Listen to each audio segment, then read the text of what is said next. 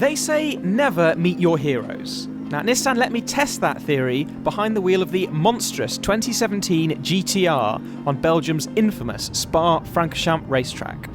I've only had my licence for 6 years, but it feels like I've been driving GT-Rs forever. The distinctive red R32 that became the cover star for Grand Turismo, dropping Need for Speed Underground's R34 to the floor and decking it out with neons, slapping a ridiculous wide body kit onto Midnight Club's 99 V-Spec. But had any of that prepared me for the real thing? The only way to find out was to head to the track.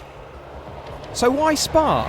Partly because Forza Apex has a near pixel-perfect digital version, with the Xbox One's brilliant rumble triggers letting you feel wheel spin and brakes lock while you're hurtling around the track. With intimidating corners like Eau Rouge, Blanchiment and L'Écume, or the blisteringly quick Kemmel Straight, I was definitely going to need the practice. It was also a great excuse to put pedal to the metal on some de-restricted autobahn on the journey from Dusseldorf into Belgium. Take a GT-R up to 180? No problem. The car feels bolted to the road and is impressively quiet too.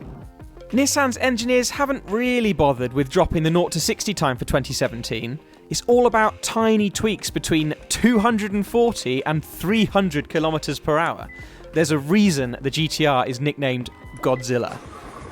The V6 engine's twin turbos pump out a whopping 570 horsepower. With launch control, you'll hit 62 in about 3 seconds. It's pretty much impossible to go faster without breaking the laws of physics. That's mostly down to the all-wheel drive system. There's plenty of technical voodoo going on underneath the bonnet, splitting the power between the wheels so you don't end up in a cloud of tyre smoke.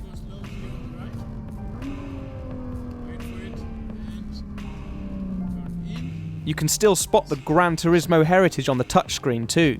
Developers Polyphony designed the digital instrument panels, putting oil pressure, boost and G-forces front and centre for driving gods to geek over. Now people, they hear that you can go flat out.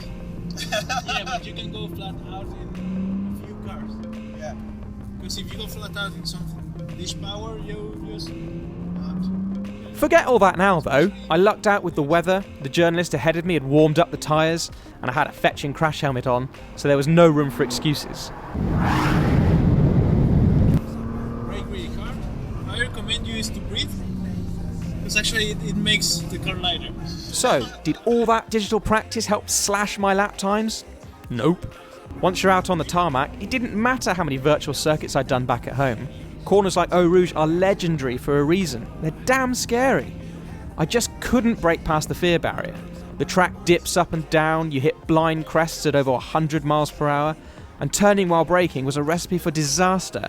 No easy recovery like on Forza.